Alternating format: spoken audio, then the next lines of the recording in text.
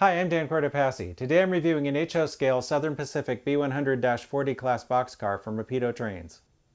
This is one of a number of models lent to me by fellow modeler Mark Wiens so that I could review them. Since these aren't my models, I won't be doing the rip track segment where I would normally fix any issues like coupler height or wheel gauge that might come up. Otherwise, this will be like any other product review. The model is decorated for Southern Pacific and represents a B-100-40 class car. The MSRP for this boxcar is $49.95.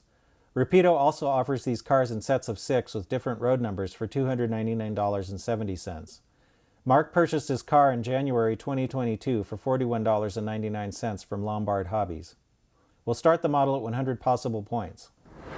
The car comes in a cardboard box with a clear plastic window on top. Inside there's an instruction sheet with prototype information on one side and exploded view drawings on the other. A two-piece plastic cradle protects the car. A layer of clear film gives some additional protection against scratches. There's a parts bag included with some additional details.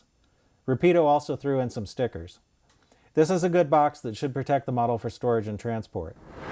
According to railgoat.railfan.net, Southern Pacific's B-100-40 class boxcars were built by Pacific Car Foundry in 1976.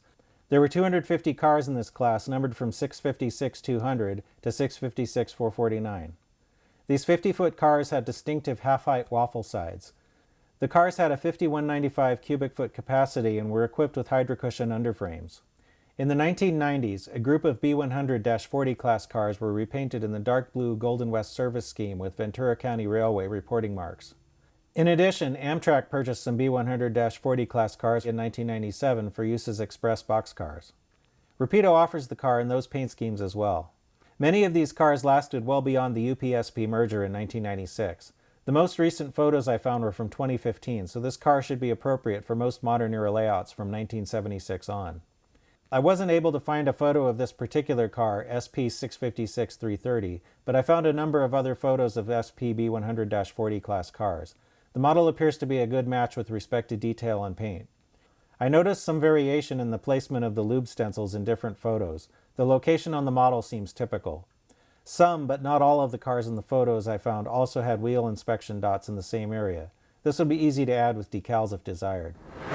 The paint on the car is opaque and thin enough not to obscure detail. The tiny writing and stencils are legible with magnification. On the sides, the car has freestanding grab irons, delicate stirrups, separately applied tack boards, and freestanding vertical rods on the doors. I really like the large rectangular supports for the door stops between the ribs and the car sides, which added to the distinctive look of these cars. On the ends, the car has uncoupling levers, air hoses, and photo-etched crossover platforms. The B end has a nicely done brake wheel. On top, the roof has good X-bracing detail. Underneath, the car has full brake rigging. The scale 36-inch diameter wheels are metal with conventional tread width. The car is equipped with knuckle couplers on both ends. The coupler on the A end is low, so I'm taking 5 points. The coupler on the B end looks to be at the correct height, but the trip pin pulls it down when it hits the height gauge. The trip pin also swivels, which might make using this coupler problematic. Since the height is basically correct, I'm not deducting any points, but if this were my car, I'd replace the couplers with Katie's. All of the wheels are in gauge according to the NMRA standards gauge. Unfortunately, the car wobbles, meaning that the body continues to vibrate after the wheels have settled on the track, so I'm taking 5 points. The car weighs 4.6 ounces, close to the 4.5 ounce NMRA recommended weight for a car of this length. The model rolls well with just a slight amount of resistance, probably not enough to cause any issues in normal operation. Let's see what we've got. The car had one low coupler and it wobbled, so I took 10 points in the standards and operation category. That leaves us with a total of 90 out of 100 possible points, which would be an A- on a report card.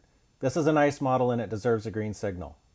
I think Rapido did a pretty nice job on this boxcar. If you're looking for some modern era rolling stock, then I think you might like it.